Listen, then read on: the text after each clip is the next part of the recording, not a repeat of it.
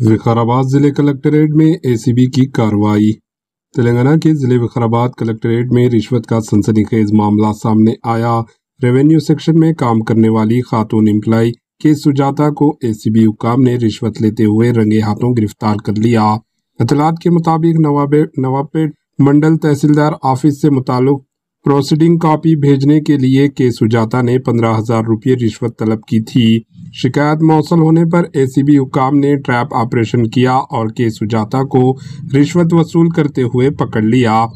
हुक्काम ने इसके पास से 15,000 रुपये बरामद किए।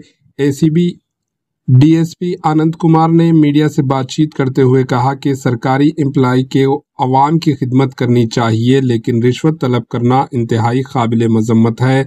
इन्होंने बताया कि मुलजिमा के खिलाफ मुकदमा दर्ज करके मजीद तहकीकात जारी है। Bureau report AHN news.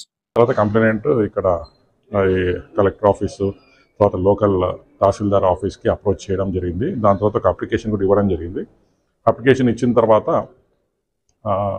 Local తహసీల్దార్ ఆఫీస్లో ఇచ్చిన తర్వాత అది అక్కడి నుంచి ఇక్కడికి వచ్చిన తర్వాత ఇక్కడ పర్సూ చేసుకోమని చెప్పంటే ఇక్కడ వచ్చేసి ఇక్కడ ఉన్న కన్సర్న్ సెక్షన్లో జూనియర్ అసిస్టెంట్గా పనిచేస్తున్న సుజాత గారిని కలవడం జరిగింది। సుజాత గారు ఇనిషియల్ స్టేజ్లో అయితే ఈ అప్లికేషన్ కలెక్టర్ గారి టేబుల్ పైన పెట్టాలి అంటే 5,000 రూపాయలు ఖచ్చితంగా ఇవ్వాలా అని చెప్పేసి బలవంతంగా డిమాండ్ చేయడంతో ఒక 5,000 రూపీస్ ఆయన ఆల్రెడీ ఫోన్పే చేయడం జరిగింది।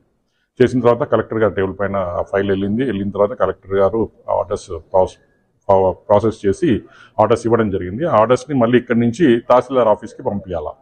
ఇప్పుడు తహసీల్దార్ ఆఫీస్కి పంపించాలా అంటే దానికి మళ్ళీ 20,000 రూపీస్ వాళ్ళు డిమాండ్ చేయడం జరిగింది।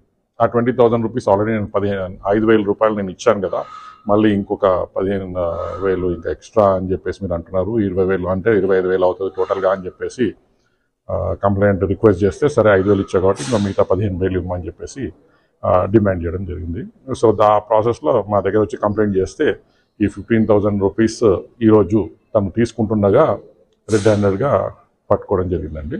ఇప్పుడు ఆ సుజాత గారు ఇక్కడ జూనియర్ అసిస్టెంట్గా చేస్తున్నారు ఈ సెక్షన్లో।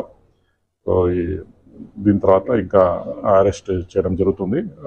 ఇంకా మిగతా ప్రాసెస్ అన్నీ కూడా ఇన్వెస్టిగేషన్ నార్మల్ ప్రొసీజర్ ప్రకారం చేస్తామండి। సార్ సుజాత పాటు ఇంకా వేరే ఉన్నారా?